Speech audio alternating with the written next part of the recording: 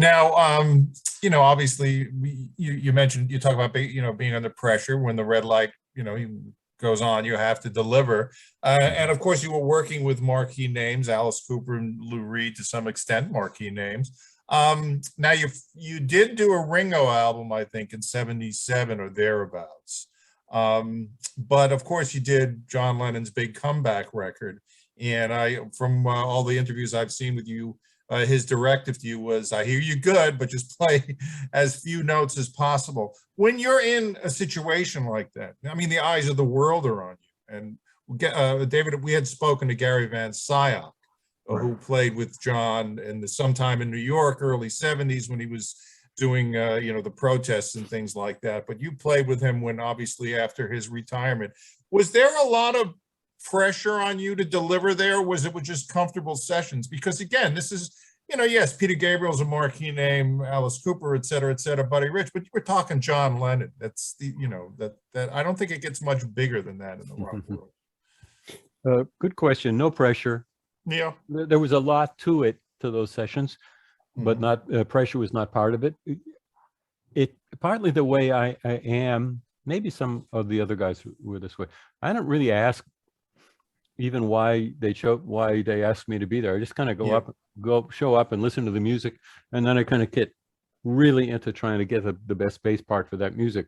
So John said to me, they tell me you're good, just don't play too much. And I, don't worry, I won't. I knew I wouldn't overplay on this stuff, and I listened and played the bass, and it was a pleasure. And I think I can say that the other guys felt the same. It was not a pressure thing at all. However, around the same era, I did the Buddy Rich live album that I got to play on, and being in Buddy's band is nothing but pressure, no matter how long you're in it.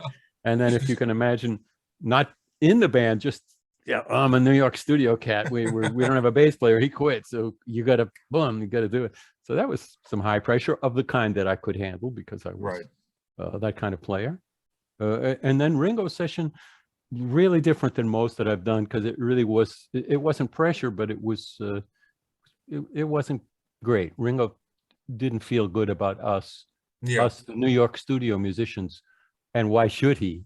Why should he be doing an album with all guys he never saw, including Steve Gadd playing drums along with Ringo, all which musically is an okay thing. But he was put in, I didn't do it, but he was put in a position that made him uncomfortable, and he communicated that pretty well to us. So it wasn't a failure of a record, but it was, you don't want to be on an album. Well, you don't know what to do when you're on an album and the artist is unhappy with you just because he doesn't know you.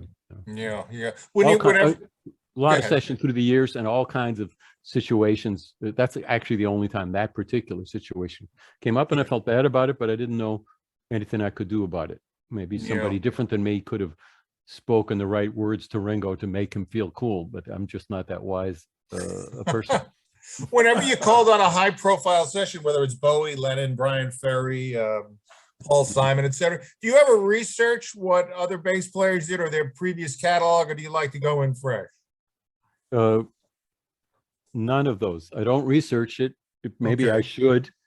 And it's not because I like to go in fresh. It's just because I'm an idiot. I just show up.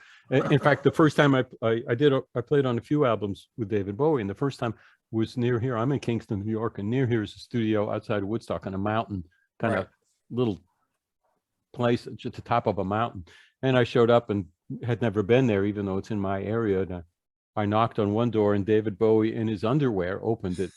It wasn't the studio, it was the artist's place to stay. And he said, "Who the hell are you?" or something like that. "Who are you?" I said, "I'm here to play bass on the session." So that was my introduction to David. No pressure there, not at